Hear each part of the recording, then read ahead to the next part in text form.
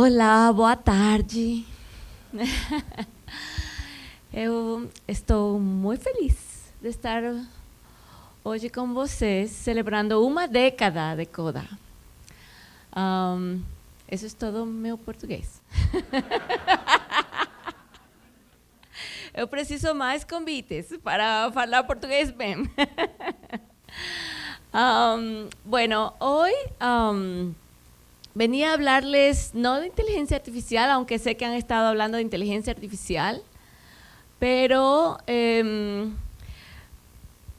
Brasil para mí es muy importante y tuve el atrevimiento de querer hablar de Brasil hoy. Y hablar de Brasil en el contexto de los ensamblajes de datos. Y ahora con las traducciones entendí que aquí no hay una palabra igual para ensamblajes en Brasil, porque conjuntos, no es precisamente ensamblajes, pero ahorita hablaré de eso. Entonces, desde que comenzó Coda hace 10 años, han cambiado mucho las cosas. Hace 10 años era otro contexto, estábamos peleando mucho por la apertura de los datos y creo que incluso cuando fui a Coda en el Amazonas hace 3 años, también el contexto era distinto. Entonces pienso que hoy hay nuevos desafíos para la comunidad de Coda y desafíos que son importantes no solamente para Brasil, sino que también para América Latina y yo diría que hasta el mundo. Entonces, hoy, bueno, quiero hacer primero como un recuento de dónde estábamos cuando comenzó toda la discusión de los datos y qué estaremos o tendríamos que estar haciendo hoy.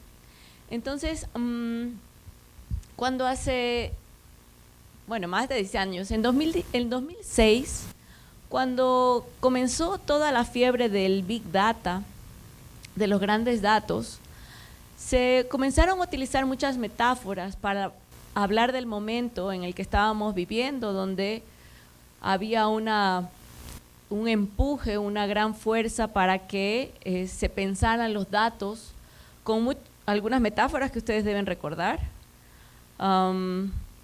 como por ejemplo los datos son el nuevo petróleo.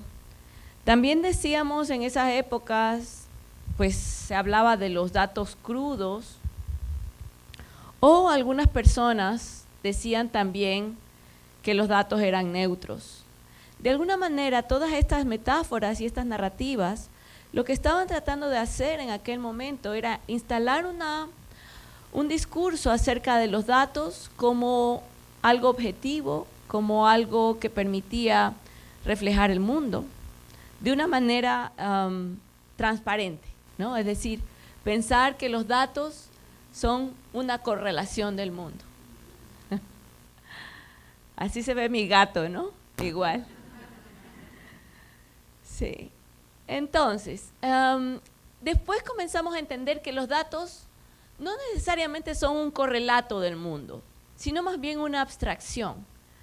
¿Y eso qué significa? Que ese recorte que hacemos de la realidad no es un recorte ingenuo, y que ese recorte viene cargado con cosas nuestras, con cosas del contexto. Es decir, que, como nos dicen ahora los feminismos, los datos nunca son una información bruta o verdadera y nunca son neutros. Esto nos pone en otro lugar hoy para hablar de los datos siempre ligados a los cuerpos y a los territorios. Entonces, hoy tenemos claridad acerca de los procesos de dataficación también, como procesos que se impulsaron con mucha fuerza para convertir todo el mundo en datos y ese mundo que nos rodea, que también nos incluye, pero que incluye también esos cuerpos y todos los cuerpos y los territorios, a un nivel que ya no es siquiera el nivel del sujeto, el nivel de la persona, sino que es incluso a nivel pues, de lo más micro que tenemos, de nuestro ADN, de nuestras neuronas. Es decir, que la dataficación del mundo, la conversión del mundo en datos, se tradujo en una conversión de todo lo que existe, desde lo más micro hasta lo más macro, hasta los datos del universo. Sin embargo, esa conversión de los datos del mundo, y ahorita lo voy a hablar un poco más, no fue una conversión ingenua. Entonces, a mí me gusta hablar de ensamblajes de datos, porque pienso que a veces pensamos los datos como si fueran entidades separadas, que nosotros analizamos, recogemos y analizamos para encontrar patrones, para mostrar cosas del mundo, pero en realidad esos datos, como decía hace un momento, están encarnados en los cuerpos y en los territorios. Entonces, a mí ahí no se ve tanto, pero a mí me gusta este marco de Kitchen, que ya en 2014 hablaba de estos ensamblajes de datos, es decir, de este conjunto, de esta articulación de cosas. Aquí no sé, o no sé si se ve acá. No, ¿dónde? No, en ninguna parte. Pero que en realidad lo puse ahí, toda esta rueda la puse condensada, que son sistemas de pensamiento, formas de conocimiento, economías, economía política, es decir, quién tiene la propiedad de los datos, finanzas, quién regula los mercados, es decir, que estamos hablando, bueno, formas de gobernanza de los datos, normas, leyes, formas organizacionales, instituciones, materialidades. Ahora tenemos más claridad sobre eso, necesitamos infraestructuras de datos.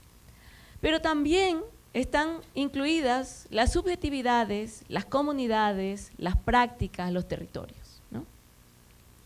Entonces, cuando pensamos los datos en este ensamblaje, en este conjunto, pero en este conjunto que está todo articulado, es más fácil entender que esos datos siempre van a estar encarnados en esos territorios y en esos cuerpos. Entonces, esos ensamblajes de datos son configuraciones complejas y dinámicas, que esa es otra dimensión, la de la temporalidad, de las relaciones de poder, las estructuras de gobernanza, las infraestructuras materiales, las prácticas culturales, las relaciones sociales, que moldean el actual ecosistema de los datos y de la inteligencia artificial. Eso también cambió, eso también mudó en estos 10 años. Al principio hablábamos solo de los grandes datos, de la necesidad de procesarlos, pero a partir del desarrollo computacional, de la mayor capacidad que hay y también de la mayor captura de datos, hoy hablamos de ensamblajes de datos y ensamblajes algorítmicos que trabajan de manera articulada. Ya no se pueden separar. Y a mí me gusta hablar de otra capa más, que es la automatización, pero bueno, de eso no vamos a hablar hoy. Entonces, esos conjuntos de datos nunca son neutros. Y si nosotros no intervenimos, van a continuar, como ha sido hasta ahora, digamos, por estas grandes fuerzas, estos grandes poderes, que buscan que esos datos de alguna manera refuercen esos desequilibrios de poder que existen y que además son históricos, tanto a nivel de la gobernanza global, como de los ecosistemas de datos e inteligencia artificial, y también de los sistemas de inteligencia artificial en sí mismos. Es decir, en la parte de las tecnologías que utilizamos, en la parte de todo lo que está envolviendo esas tecnologías, las leyes, las formas de institucionalidad, y además en la gobernanza a nivel global. Hoy, a nivel global, la gobernanza de la inteligencia artificial y de los datos está controlada por unos pocos países y por unas pocas compañías. Entonces, esos conjuntos de datos responden a una disposición específica que es contextual y situada y que encuadran lo que es posible, deseable y esperado de los datos. Obviamente, esta comunidad ha trabajado mucho para disputar ese orden geopolítico sobre los datos y ha hecho un trabajo sumamente importante. Pero entonces, justamente, hay que tener mucha claridad acerca de qué es lo que en la sociedad actualmente, regida por estas fuerzas geopolíticas, quieren que sea posible, deseable y esperado de los datos para que nosotros como comunidades podamos tener también opciones de resistencia. Entonces yo les decía, a mí me gusta hablar del cuerpo territorio, que es una categoría que viene de las luchas antipatriarcales de las mujeres indígenas del territorio que llamamos América Latina o Abya Yala. Y yo pienso que en las cosmogonías indígenas hay mucha claridad sobre la necesidad de pensarnos en un entramado, otra vez otro ensamblaje indisociable entre nuestros cuerpos individuales y colectivos y los territorios que habitamos. Entonces creo que ese aprendizaje del pensamiento ancestral indígena también nos pueden ayudar a entender estos ensamblajes de datos. Entonces los datos siempre van a estar encarnados en cuerpos, siempre van a estar situados, siempre van a representar espacios habitados y siempre van a ser dispositivos relacionales.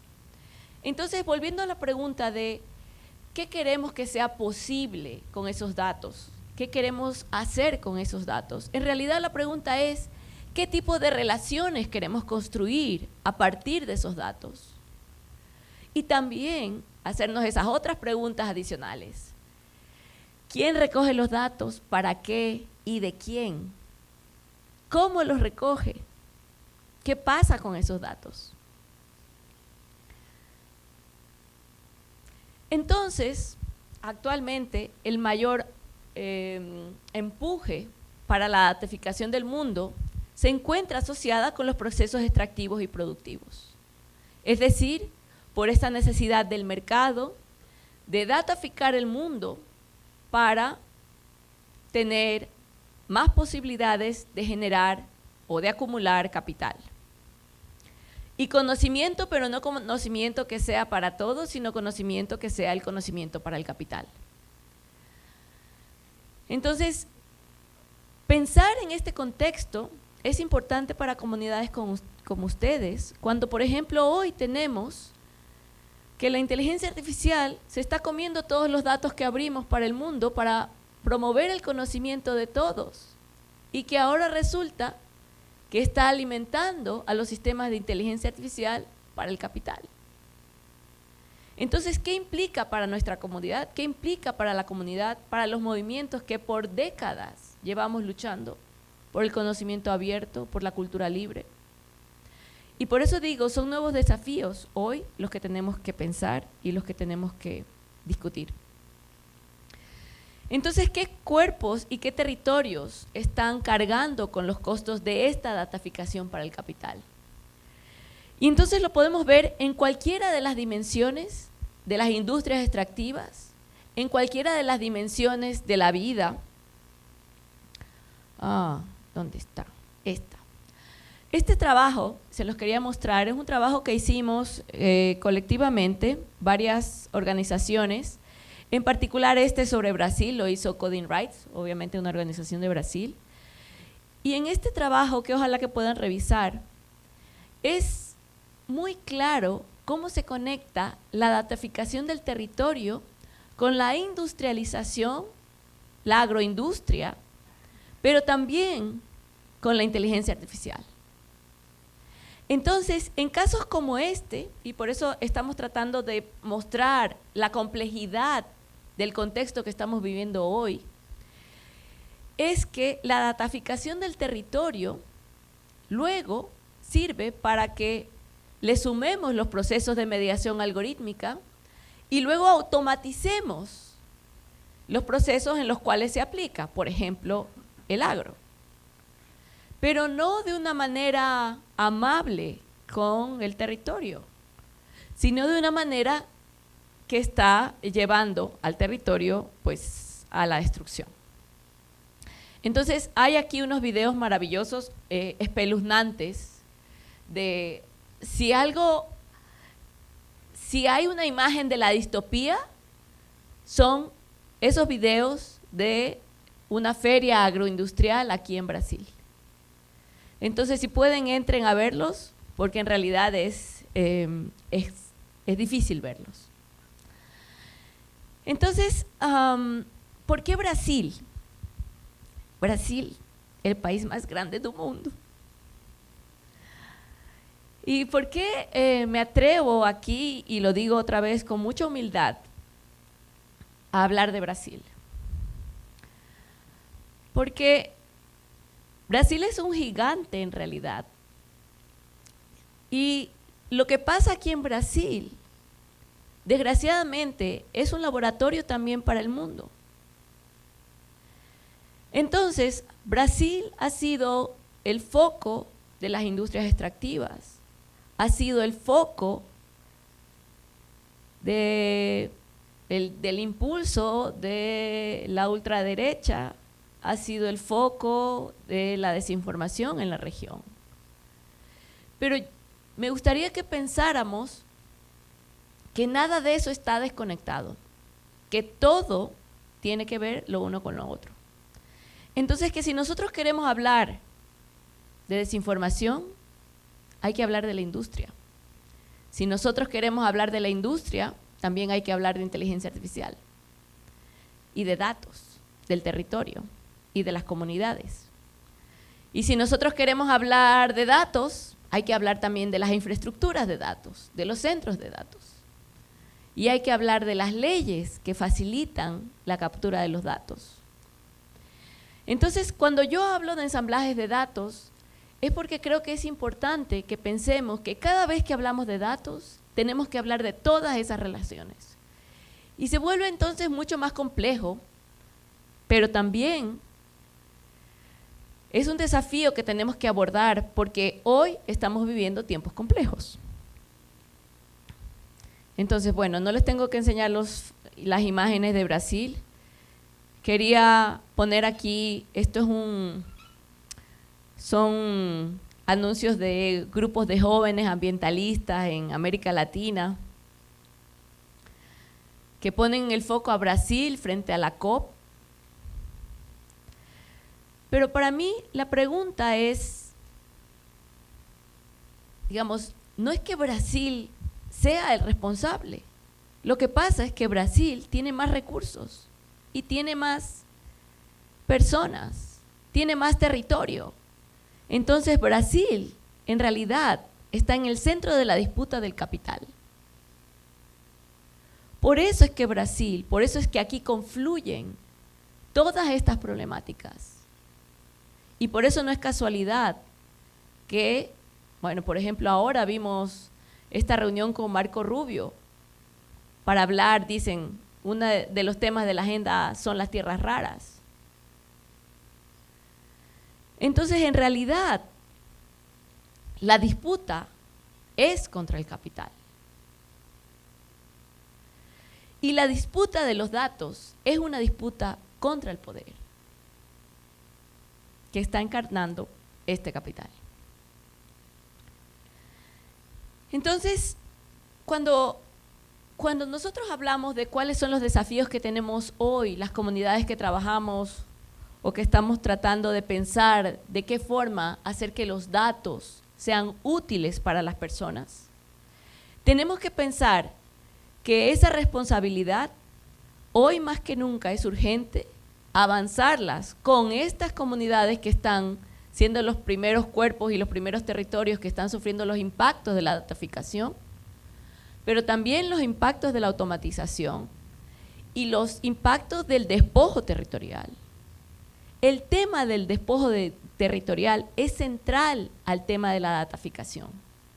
Las tierras que están en juego ahora son las tierras de las comunidades que están ocupando pues, los territorios que son útiles para el capital. Entonces, obviamente, cuando yo digo Brasil y tomo el ejemplo de Brasil, no es para decir que ustedes tienen la responsabilidad de esto. Ustedes ya tienen mucho trabajo. Para mí, al contrario, para mí es decirles, ustedes no están solos y no lo pueden hacer solos.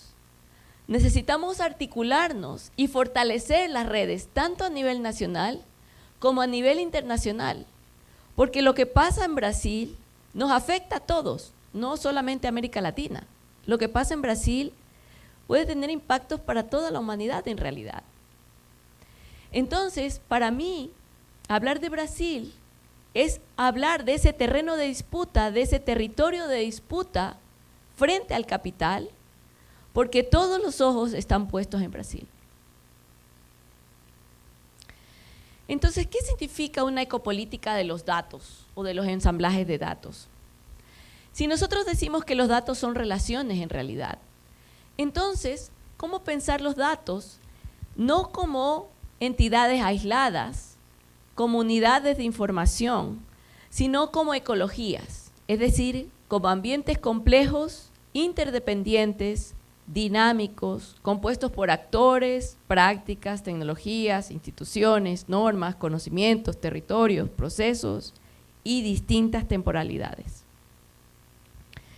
Entonces, si pensamos los datos otra vez como relaciones, la misma pregunta que les hacía, ¿qué relaciones queremos construir con los datos con los que trabajamos?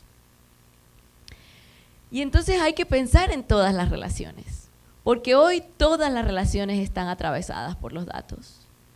Esas relaciones legales o regulatorias, sociales, culturales, económicas, laborales, científicas, educacionales, tecnológicas, infraestructurales, políticas, democráticas, epistémicas, cognitivas, emocionales y, por supuesto, ambientales. Entonces, mi invitación es pensar esta ecología, esta ecopolítica de los datos como relaciones para crear el futuro que queremos y que necesitamos. Muchísimas gracias.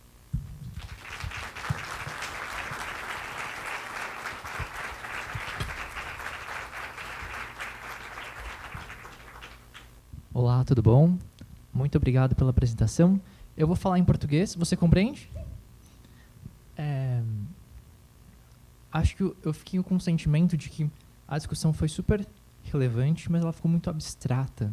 Eu queria saber se você tem algum exemplo mais concreto para a gente ter um ponto de partida para uma discussão. Sí, bueno, yo les quería enseñar un poco del proyecto para mostrarles que, bueno, lo que estamos tratando de hacer, bueno, en este caso, el caso que les voy a mostrar es de México porque el video no funciona, no hay audio, entonces el video lo van a tener que ver luego ustedes, pero les quería mostrar este caso de Querétaro. Como ustedes saben, en el tema de los centros de datos hay mucha opacidad institucional y corporativa. No hay datos. No hay datos sobre el consumo de agua, no hay datos sobre el consumo de electricidad. Por lo menos en México, todos los permisos ambientales han sido obviados, no necesitan los centros de datos tener permisos ambientales. Entonces, lo que nosotros hicimos fue trabajar, o estamos trabajando con los grupos de defensa territorial y los grupos de defensa ambiental. Y algo que estamos tratando de hacer es hablar de este problema no solamente como consumo de agua o de energía, sino pensarlo como un problema que en realidad está fracturando las relaciones sociales del territorio donde se están colocando estos centros de datos. Entonces, algo que yo quise para poder mostrar la afectación, que no es solamente afectación, digamos, material, es tomar los distintos elementos, por ejemplo, el suelo, el aire, el agua,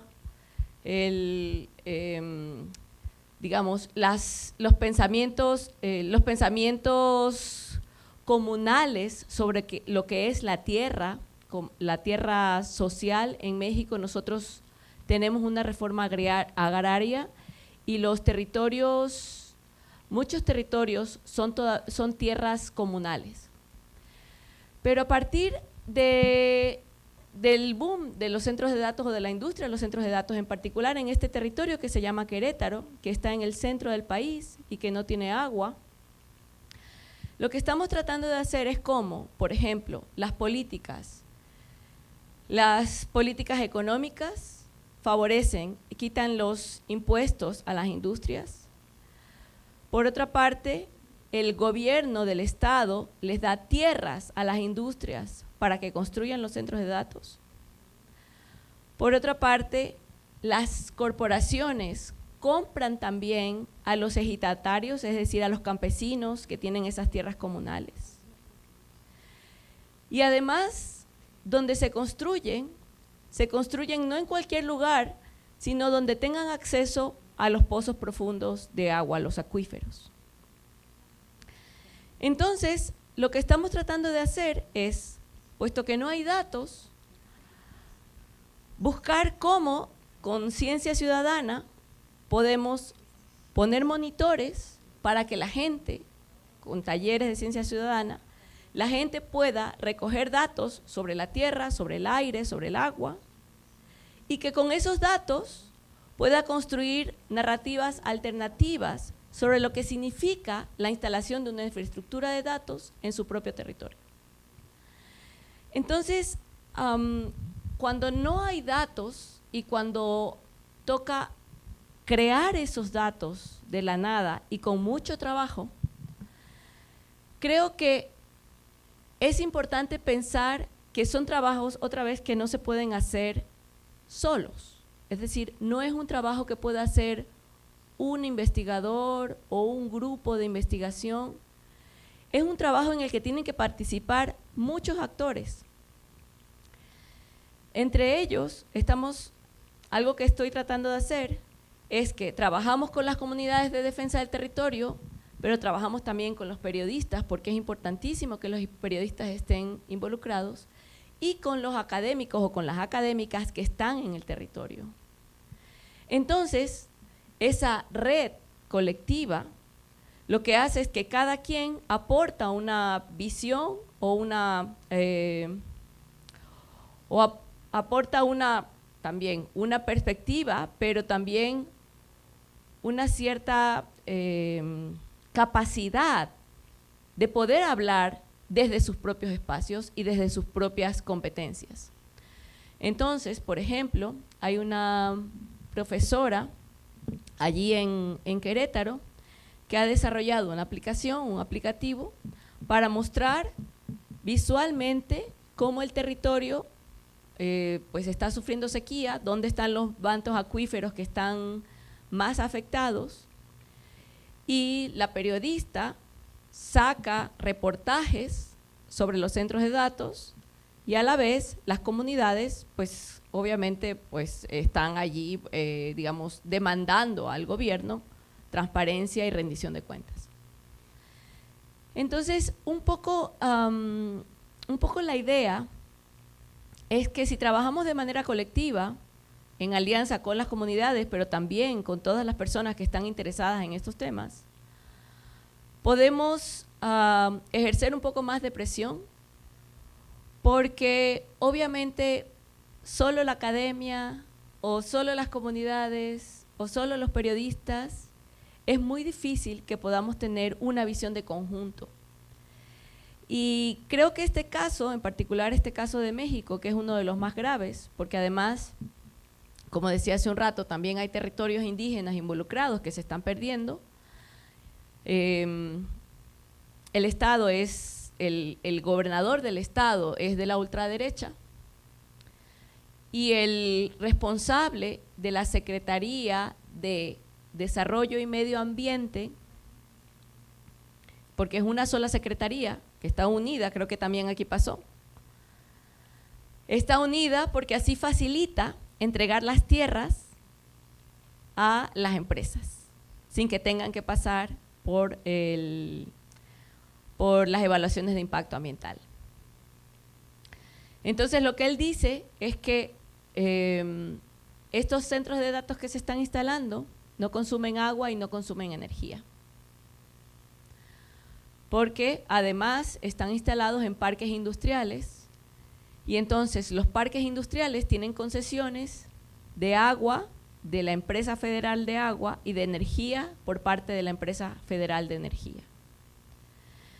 Entonces, en el Estado, él dice, yo no soy responsable ni del agua ni de la energía.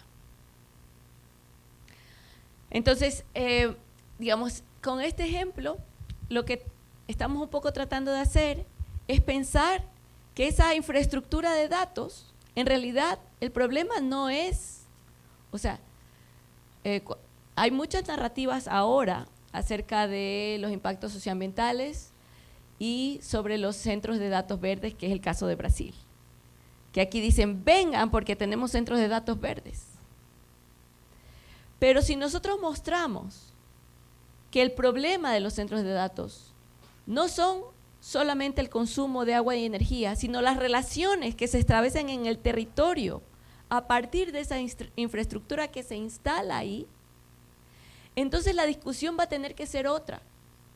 Porque entonces no van a convencer a la gente, a los ciudadanos, de que el centro de datos está bien solamente porque consume menos agua y menos energía.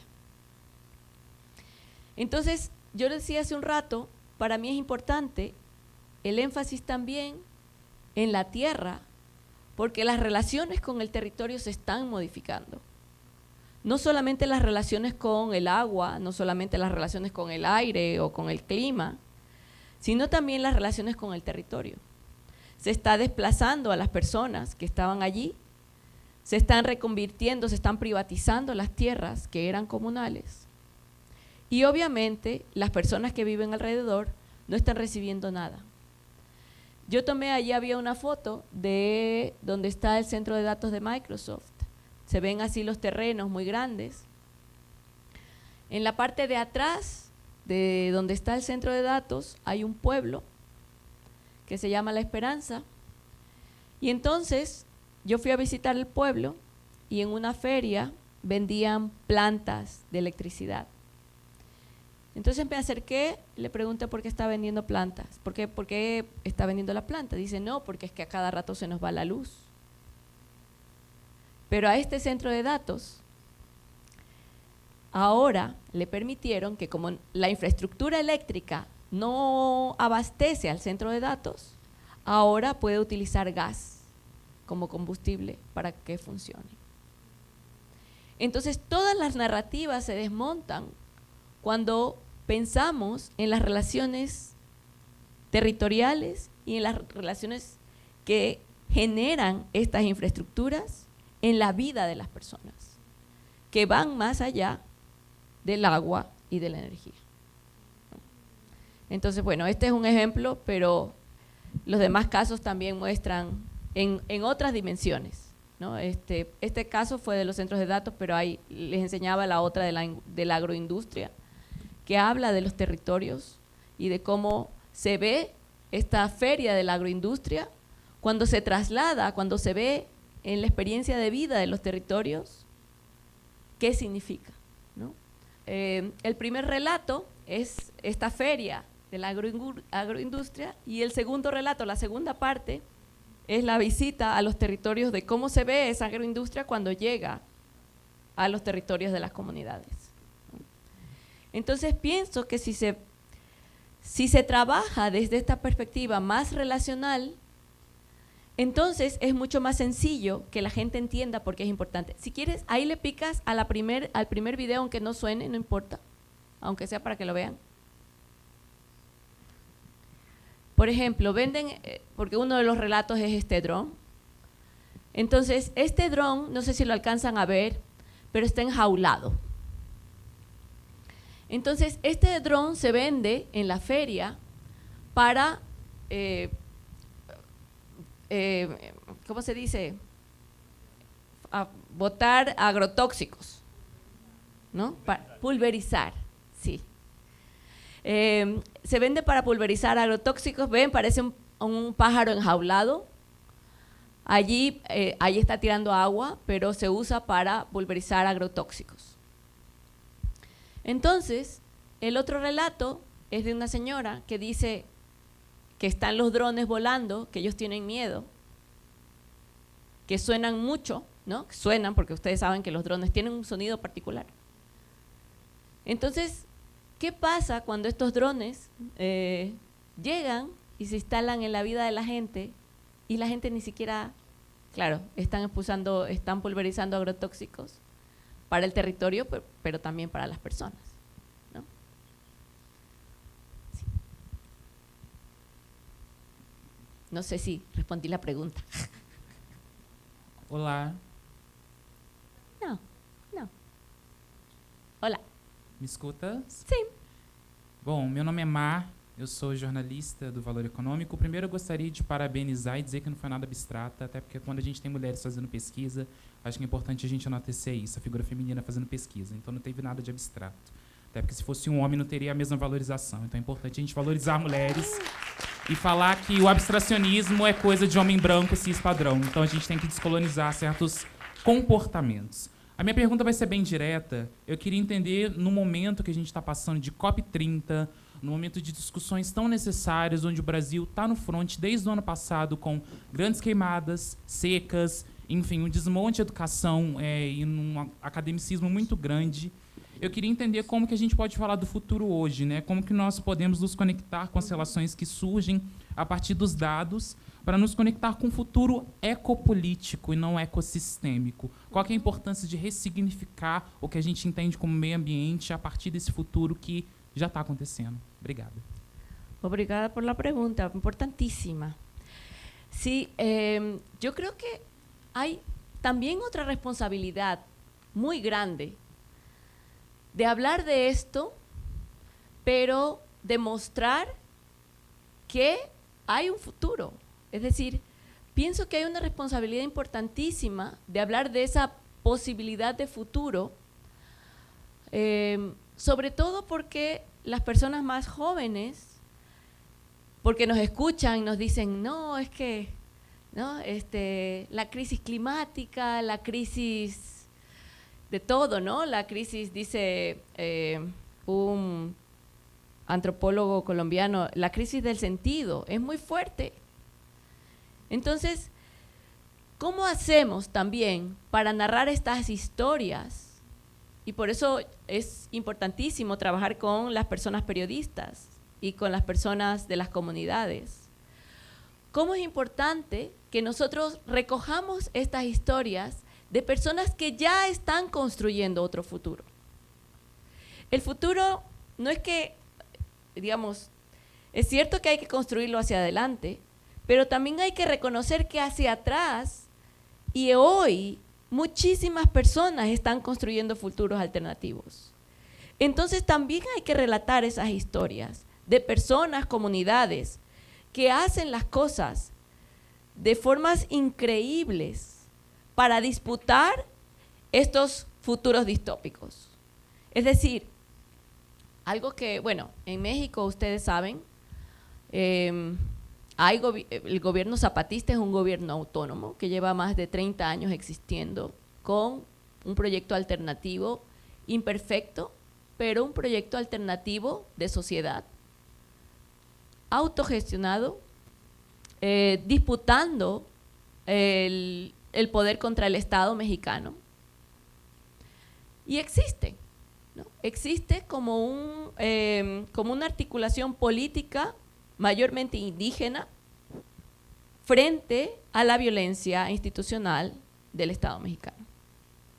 Entonces, a las personas se les olvida que ellos llevan más de 30 años denunciando los proyectos, los megaproyectos extractivistas que están instalándose en sus comunidades y también disputando esa narrativa del desarrollo y de lo que ya sabemos, y que muestran que otras formas de organizarse no mediadas por la lógica del capital sí son posibles. Entonces, yo creo que también hay que recuperar esas historias. Hay otro proyecto que se llama Hackeo Cultural, que trabaja con narrativas. También son varias comunidades indígenas, sobre todo de Centroamérica, Y ellos, o sea, bueno, son mayormente ellas tienen la narrativa como su ámbito de lucha. Entonces tienen también otra página que se llama Futuros Indígenas, y yo creo que, bueno, también aquí en Brasil, ¿no? Hay como pensadoras y pensadores, líderes, lideranzas, que son muy claras con respecto a las posibilidades de construir futuros alternativos que han estado en la sabiduría de los pueblos por siglos, ¿no?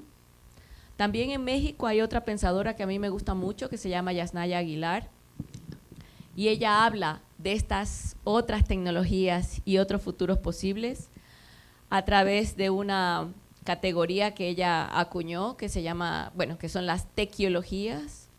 En México el tequio me han dicho que en Brasil es algo como el muchirao, como una práctica de hacer el común, de trabajar en común, que en la zona andina es la minga o la minca. Y ella dice, si pensamos las tecnologías y pensamos en otros futuros a partir de ese ser en común, entonces, si ustedes escucharan, si ustedes aprendieran de lo que venimos haciendo hace siglos, a lo mejor el mundo podría ser distinto. Entonces, yo sí creo que hay que trabajar mucho en desmontar las narrativas apocalípticas y las narrativas de que no hay futuro. Y también las narrativas de que no es posible un mundo sin capitalismo, o que no es posible un mundo con otro tipo de relaciones sociales que no estén basadas en el exterminio. Entonces pienso que hay muchos ejemplos en muchas partes del mundo que lo hacen, que lo demuestran, y que es trabajo, pues, de todos hacer que eso sea visible. Muito obrigada.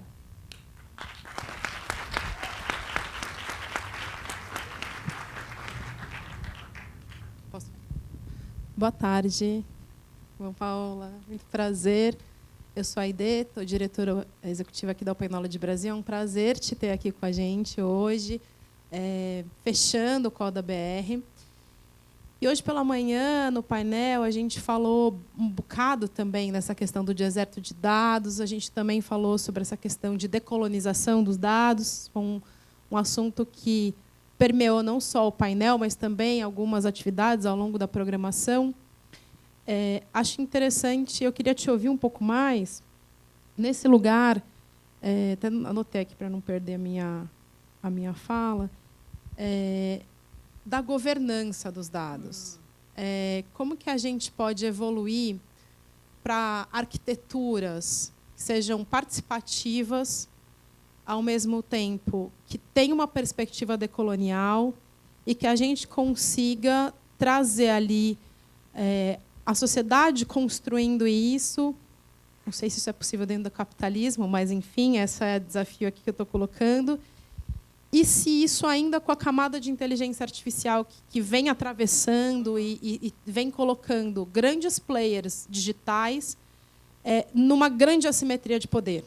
Então, eu queria que você comentasse um pouco nesse lugar, porque a gente aqui na Open Knowledge, por exemplo, fez recentemente um trabalho que é o Índice de Dados Abertos para Cidades, que a gente lançou ano passado, que evidencia desertos de dados. A gente fala que a gente tem muito dado sobre tudo, e eu costumo dizer que a gente tem muito dado sobre as mesmas coisas. A gente continua tendo os desertos sobre as mesmas coisas de dados.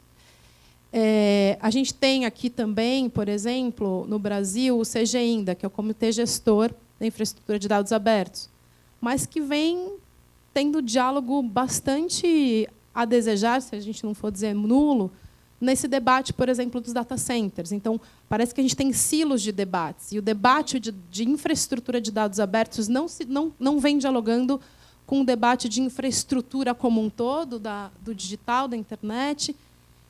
Então, eu queria que você comentasse um pouco nesse lugar da governança sob uma perspectiva decolonial. Obrigada. Obrigada. Pregunta difícil.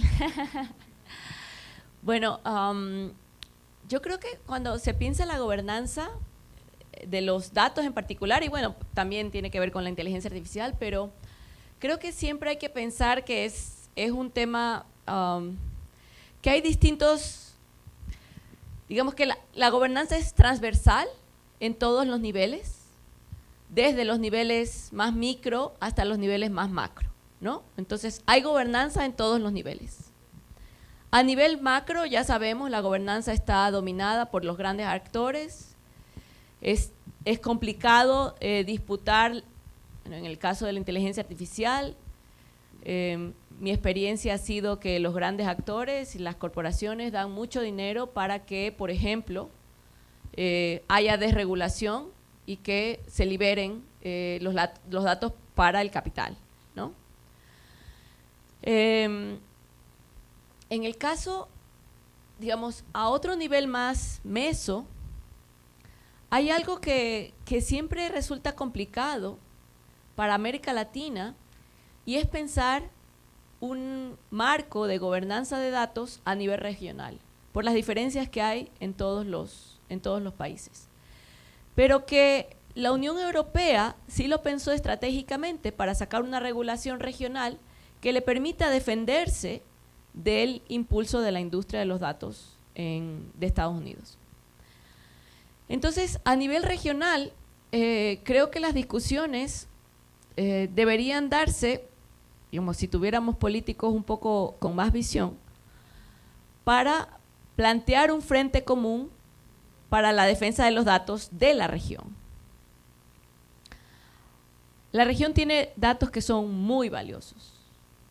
Obviamente, y la gobernanza tiene que ver también con la propiedad de los datos, ¿no? Obviamente. El caso de México, por ejemplo. México, los datos del español son valiosísimos, porque el español de México es un español que permite entrenar los modelos de inteligencia artificial, es un español como más estándar, tiene menos variaciones que los españoles de otros países. Entonces, hay mucho interés en esos datos del español.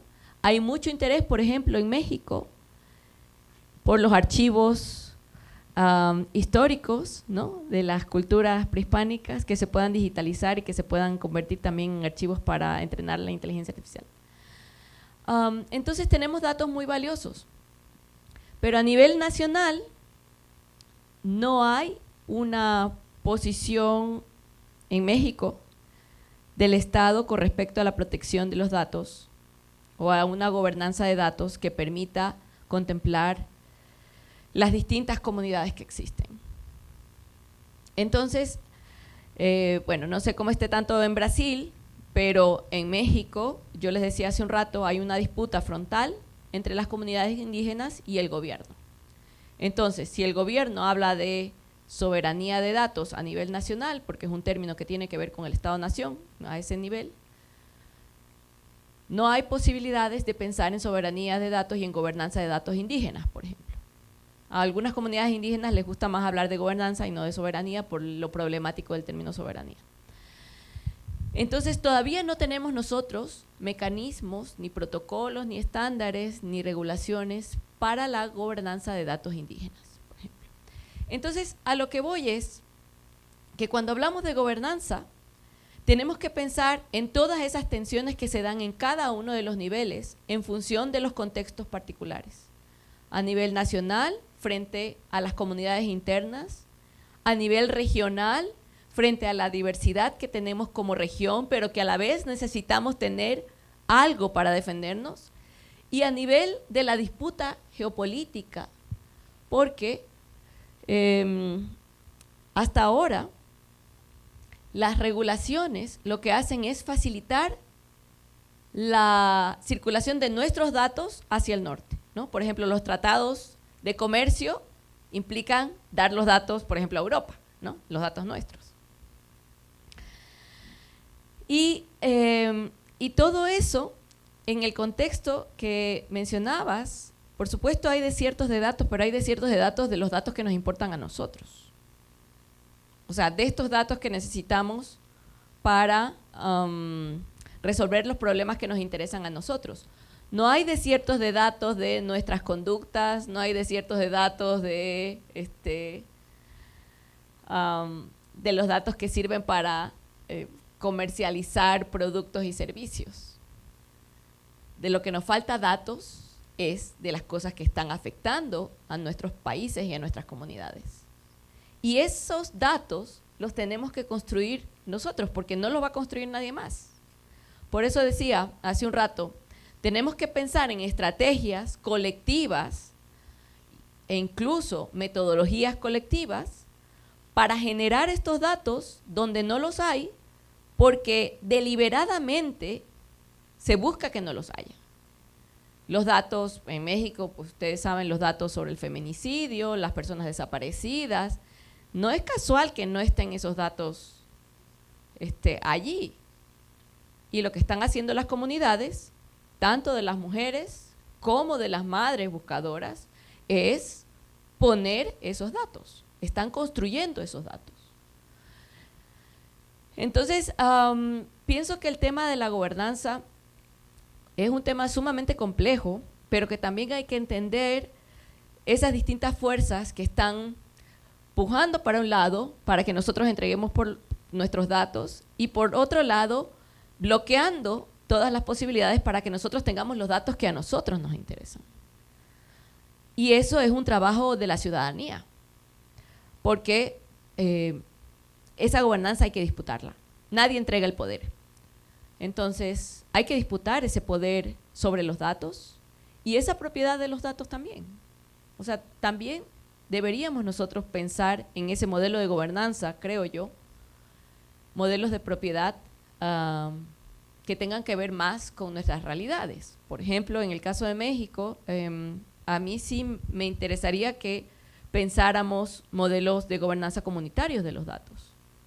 Porque siempre los modelos de gobernanza y todas las regulaciones están basadas en el marco pues, europeo de la privacidad individual o de cosas que no tienen que ver con nosotros, o por lo menos no responden completamente a nuestras realidades.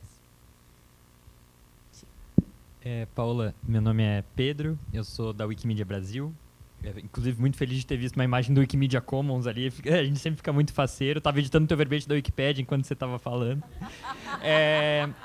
Mas a minha pergunta, eu acho que vai bem no sentido da pergunta anterior. E, assim, mas eu vejo muitos colegas ativistas das juventudes na América Latina que botam, acho que muita esperança em algumas políticas de Estado, mas que ao mesmo tempo se mostram com um timing já muito distinto, né? Que é o Acordo de Escazú, né? Que o Brasil já assinou há 8 anos, mas ainda não promulgou, diferente de vários outros países da região que falam além da proteção de, enfim, direitos de ativistas, né? Inclusive de periodistas ambientais, mas também fala de transparência e fala de governança, né? E de participação, né? E ao mesmo tempo a lógica também que acho que fala muito sobre, digamos assim, ideias políticas muito latino-americanas, que é, por exemplo, o reconhecimento da natureza como sujeito de direito, né? E acho que isso são coisas que eu vejo muito ativistas indígenas, não indígenas, mas das juventudes muito colocando a esperança nisso, mas que também me parece que há limitações, né? Há potenciais e há limitações, e há um tempo dessas coisas. O Acordo de Escazú vai fazer 10 anos. Né, e o quanto que o capital avançou em direção, né, ao acordo, de forma que ele já também está, né, o Brasil vai promulgar ele 8 anos depois, já muito desatualizado, né? Então, assim, queria te ouvir um pouco, né, acho que vai muito no sentido do que a gente vinha conversando já, mas como que isso conversa, né, essas duas ideias, né, natureza como sujeito de direito e o Acordo de Escazú nesse contexto. Sí, el Acuerdo de Escazú yo creo que es un paso importante. Nosotros estamos tratando de activar el Acuerdo de Escazú en el caso de las activistas de Querétaro, pero el tema en nuestros territorios es que, ya sabemos, puede haber un acuerdo, pero la implementación de esos acuerdos no se realiza, no se materializa. Entonces, hace falta recursos para eso. Hace falta recursos porque, por ejemplo, decimos participación. Se supone que en México están obligados, el Estado está obligado a que participen las consultas los pueblos indígenas, pero esto no ocurre, o hacen mecanismos que desvían esas consultas. Entonces hace falta una fiscalización para que se exija que esos acuerdos se cumplan, pero que se cumplan bien, no solamente que se cumplan, sino que se cumplan como debe ser, para que en verdad las personas tengan derecho de participar, tengan acceso a la información y que puedan, por supuesto, tomar decisiones acerca de qué es lo que quieren. En el caso de los centros de datos, ahora en el caso de Querétaro, no hay acceso a la información, no hay no hay nada, todo está borrado. Entonces, yo creo, por ejemplo, estoy pensando lanzar un observatorio de centros de datos, pero que hable, por ejemplo, del marco de Escazú. Tomar el marco de Escazú, decir, bueno, es una cuestión de derechos. Vamos a impulsar la observación de las infraestructuras a partir de los derechos. Y mostrar que efectivamente no se cumplen, para poder tener alguna evidencia, para poder documentar que eso no se cumple y tener más capacidad de exigencia al Estado. Ahora, con la parte de los derechos de la naturaleza ocurre más o menos igual. Ha habido casos exitosos, por ejemplo, en Ecuador, pero a la vez, porque yo también soy de Ecuador, a la vez hay el capital y las corporaciones utilizan muchas estrategias.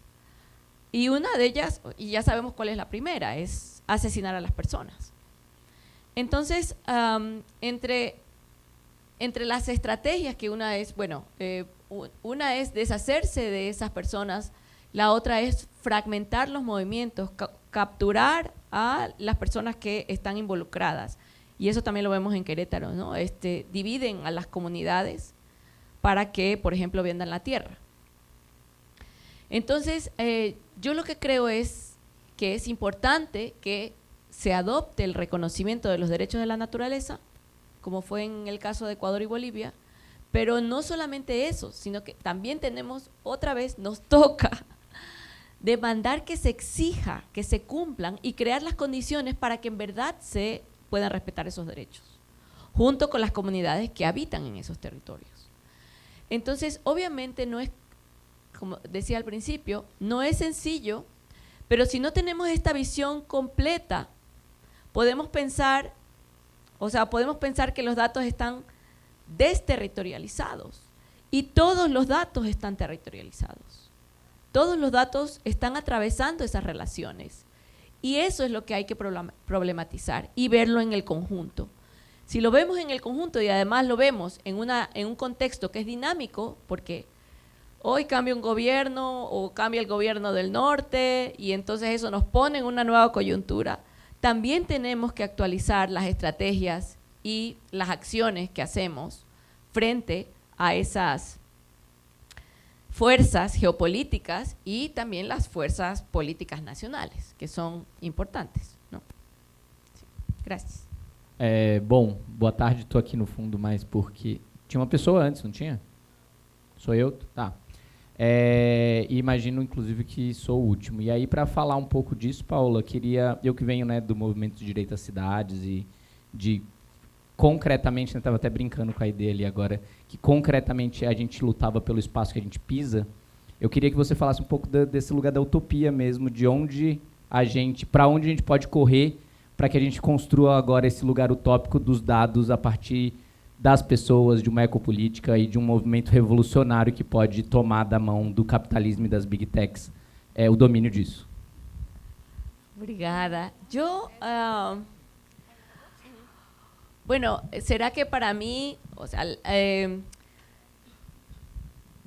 yo pienso que igual que decimos, bueno, el capital como algo macro, ¿no? Pienso que ese capital o ese sistema tiene muchas fisuras y pienso que la utopía se actualiza en esas pequeñas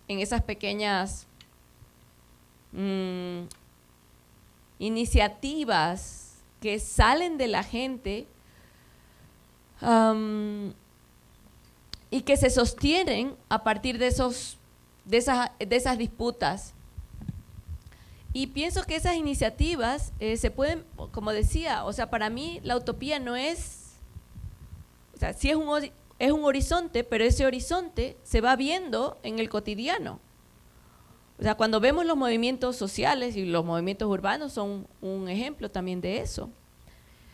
son una manera de entender. En México, por ejemplo, ahora hay un movimiento importante contra la gentrificación, volviendo al tema de la ciudad, porque están desplazando a las personas del norte les gusta mucho ir a la Ciudad de México a vivir, y entonces nosotros ya no podemos vivir ahí. Pero entonces, ¿qué hace la gente? La gente reclama sus derechos. Y pienso que reclamar los derechos en colectivo y una articulación política, aunque sea pequeña, es actualizar la utopía. Es decir, para mí la utopía no es algo del futuro, es un horizonte, pero esa utopía se va caminando, como dicen en los pueblos indígenas del Ecuador. Hay una frase que una amiga siempre nos repite mucho, una amiga feminista, es diciendo y haciendo. Entonces, queremos construir la utopía, bueno, vamos diciendo y haciendo. Y esa es la utopía, ir caminando, actualizando esas posibilidades de otro tipo de relacionamientos con nosotros y con el mundo. Obrigada.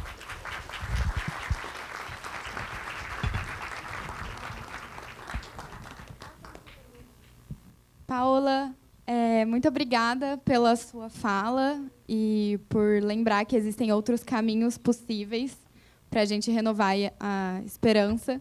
E essa frase da sua amiga me lembrou muito uma frase que eu ouvi entrevistando mulheres do MST aqui no Brasil, principalmente no Mato Grosso do Sul, que elas falam do esperançar, que é para além da esperança, né? Porque a esperança a gente espera, o esperançar a gente age para que essa esperança se concretize.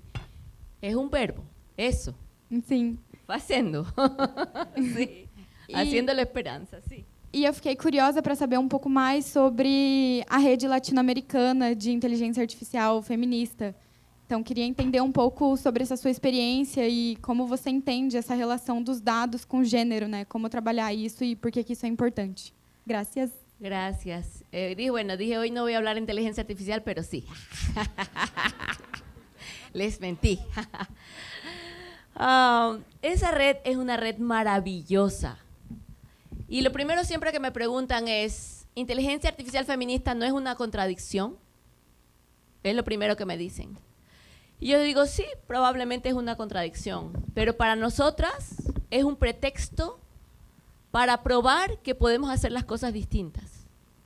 Entonces, nuestro propósito, desarrollamos inteligencia artificial, decimos que es feminista, porque trata de contraponerse a todas las narrativas que están asociadas con la inteligencia artificial.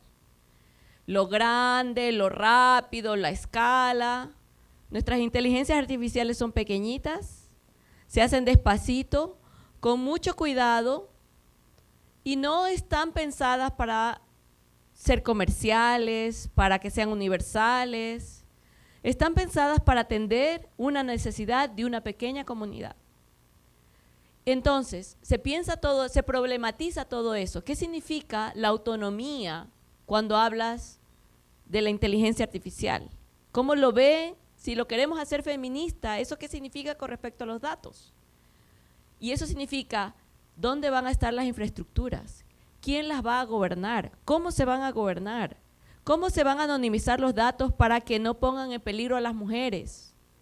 Es decir, hay un tejido muy cuidadoso de cada decisión y de cada manera en la que se construyen esas pequeñas tecnologías. Y eso, para nosotros, es lo feminista. Es decir, nosotras estamos tratando de mostrar que contra todas las narrativas, que nosotras no podemos hacer tecnología, que nosotras no podemos producir conocimiento, que nosotras, no sé, que no somos capaces. Estamos tratando de mostrar que podemos hacer las tecnologías que nos hacen falta a nosotras, a nuestras comunidades. Y bueno, se hacen con poco dinero, realmente, es poco dinero, porque no son millones y millones de dólares, es poco dinero, pero son tecnologías que sirven para atender alguna comunidad, surgen de las necesidades de las propias comunidades, no de alguien más. Y eso para nosotras es lo que nos da sentido, digamos, trabajar en este proyecto. Somos más de 80, todas genias, no son todas científicas de datos ni tecnólogas, hay artistas, hay filósofas, hay abogadas, hay, no sé, un montón de genias, hay sindicalistas, esta amiga la que decía de la frase, ella es sindicalista, hay, no sé, hay de todo, literatas. Entonces pensamos que justo estas tecnologías pues no se pueden hacer solamente técnicamente, se tienen que hacer socialmente. Y por eso convocamos las trayectorias distintas de todas para ponerlas en común. La semana pasada estuvimos toda la semana organizando eventos en Río, hicimos como 4 eventos, estábamos ya así cansadas en todas las universidades de Río. Y es inspirador realmente escuclarlas. Y eso para mí es eso, construir la utopía, otras formas de relacionarnos pues con la tecnología y también con nosotras. Gracias.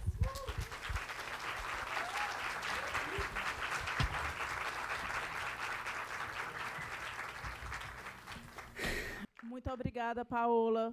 Arrasou.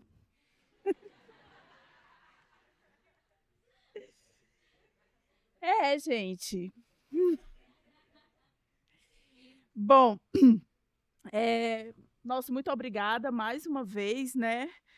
Porque a gente sabe da sua agenda e que você prontamente nos atendeu, chegou hoje de manhã de São Paulo, descansou e veio nos presentear com essa sua fala, essa sua reflexão importantíssima, né? Principalmente num ambiente como CODA, certo?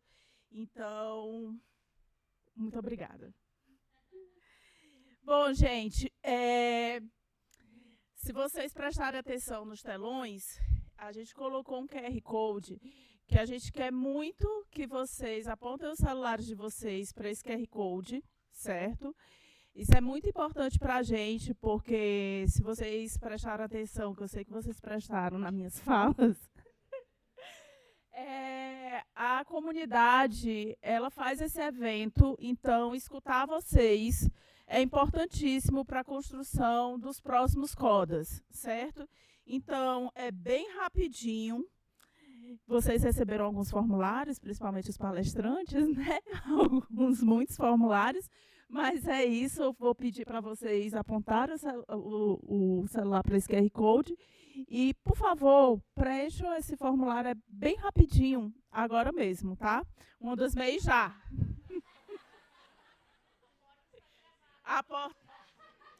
Isso, porque aqui, né, a gente não quer impor nada a ninguém. Mas vocês só podem sair mediante essa...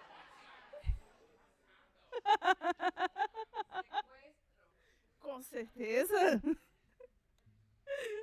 Ai, meu Deus. A gente também quer agradecer a quem tornou essa 10ª edição possível. Então, não posso deixar de falar dos nossos patrocinadores e apoiadores, né? Já agradeci, vou agradecer sempre, todas as vezes, a comunidade. E vou agradecer agora a essas empresas, né, que nos apoiaram e vem nos apoiando há muito tempo, que é a Google, CWeb, CGI, NICBR, a Uber, Jus Brasil, Fiquem Sabendo, e INSPER, que nos recebeu nestes 2 dias.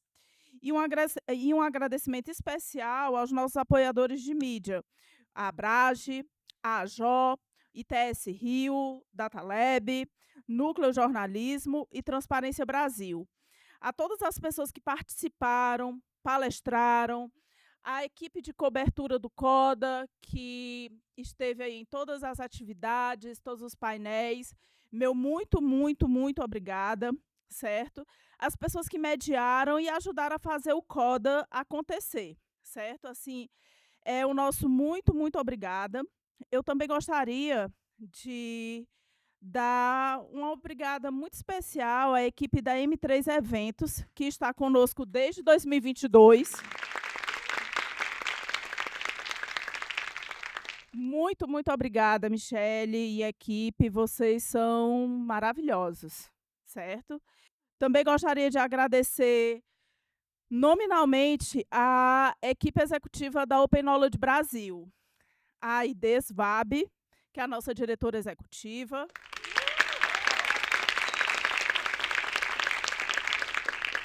Ao nosso coordenador de operações, Yuri Vasques. Cadê Yuri aí? Está resolvendo algum BO. A nossa equipe de comunicação, que aqui está representada pela Kim. Por favor, levante aí a sua mãozinha. Só um instante, senhora. Um momentinho, senhora. Vai chegar.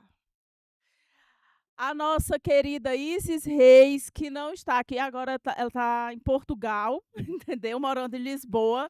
Mas quem vem a esse evento desde o primeiro conhece a Isis, que é a nossa memória dentro da Escola de Dados, que está aqui desde o começo. A Juliana de Castro, que é da... essas artes foram feitas por Sofia. Muito obrigada, Sofia.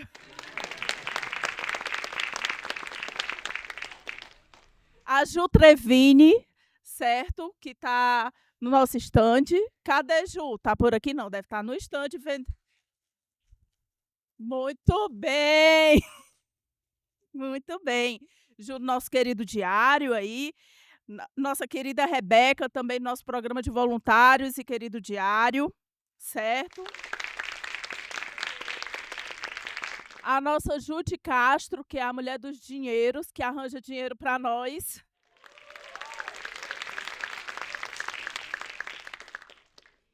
E a minha equipe da Escola de Dados, que não é nem um projeto, é um Ministério da Educação todinho, viu? Gostaria de agradecer nominalmente a maravilhosa, excelente, brilhante Anicele Santos. E, claro, a mim mesma, né, gente?